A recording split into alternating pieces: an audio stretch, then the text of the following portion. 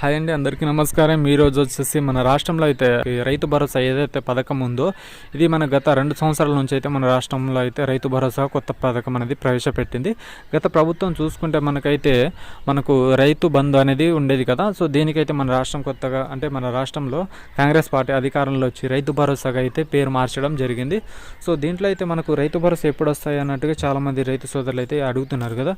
So ఈ రైతు భరోసా అయితే మనకైతే ఉగాదిలో అయితే వచ్చే సూచనలు ఉన్నాయి అన్నట్టుగా మన రాష్ట్ర ప్రభుత్వం అయితే చెప్తుందండి.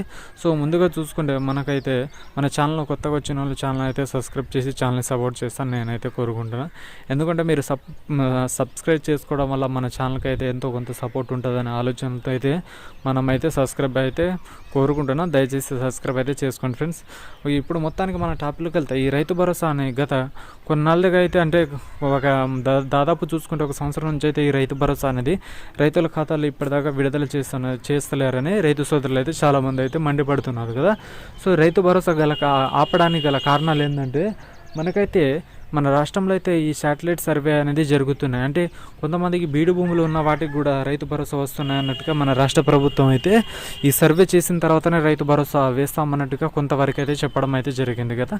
ఈ శాటిలైట్ సర్వే మనకు ఎందుకంటే సో ఇప్పుడు ఎవరెవరు పంట వేస్తున్నారో వారికి మాత్రమే రైతు భరోసా అందాలి, అలాగే గుట్టలు అంటే లోయలు ఉన్న వాటికి అయితే రైతు భరోసా ఇవ్వకూడదనే సూచనలు అయితే మన రాష్ట్ర ప్రభుత్వం ఆలోచించి సాగు చేస్తున్న భూములకే రైతులకే ఇవ్వాలన్నట్టుగా మన రాష్ట్ర ప్రభుత్వం అయితే ఆలోచించి మంచి ఆలోచన ఇది చాలా వరకు. ఎందుకంటే గతంలో ఒక్కొక్కరికి వందల వేల ఎకరాలు ఉండేసరికి వాళ్ళకు కూడా రైతు బంధు వాళ్ళు కూడా వస్తున్నాయి అన్నట్టుగా ఇది మనకు మొత్తానికైతే మనకు సాగు చేస్తున్న భూములకి ఇవ్వాలన్నట్టుగా మన రాష్ట్ర ప్రభుత్వం అయితే ఆలోచించి చిన్న రైతులకైతే మనకైతే 5 ఎకరాల లోపు అన్నట్టుగా కేటాయించి సో మనం అయితే చూద్దాం అసలు ఎన్ని ఎకరాలకి రైతు భరోసా వస్తాయి ఏంటి అన్నట్టుగా ప్రతి ఒక్కటి ఆలోచించే మన రాష్ట్ర ప్రభుత్వం అయితే మంచి నిర్ణయం అయితే తెచ్చింది మొత్తానికి.